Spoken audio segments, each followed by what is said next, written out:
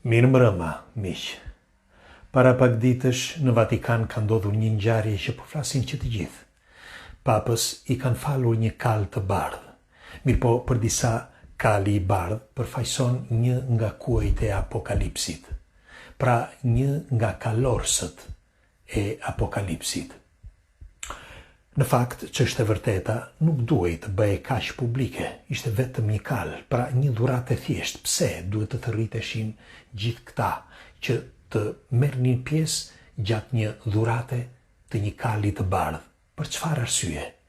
Disa të rinj argëtohen, duke e bërë kalin sikur të jetë kali i vërtet i Apokalipsit, duke lëshuar tym dhe flak nga goja. Por ç'është e vërteta, koha e Apokalipsit duket se me të vërtet ka ardhur. Kalorësit tashmë kanë filluar dal nga dal të vijnë drejt tokës, të paktën kështu thuhet, sepse zemërimi i Perëndisë është i madh. Duhet të dini, për ata që nuk janë të informuar, kalorësit e Apokalipsit janë thjesht zemërimi i Perëndisë. Në fakt, secili prej tyre përfaqëson 4 status të njeriut, pra urinë, luftrat, zinë, në përgjithësi dhe edhe sëmundje.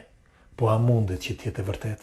Në fakt, faza e parë duket sikur kaloi, sepse sëmundja, ajo që ndodhi para 2-3 viteve, duket sikur e kaloi fazën e parë dhe shpresojmë që mos të ketë një fazë tjetër, por sipas gjasave thuhet që po vijnë fazat e tjera.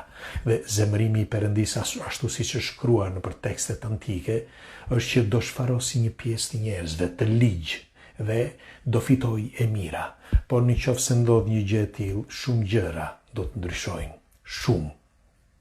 Dhe ne shpresojmë që mos të ndodhi, sepse janë 7 vula dhe 4 janë vulat që përfaqësojnë 4 kalorësit, ndërsa vulat e tjera janë sekret.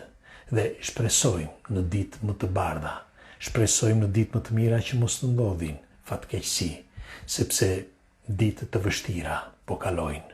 Dhe ky kal i bardhë që ju bë dhuratë papës tjetë një kal i paqes dhe i begatisë së popullit.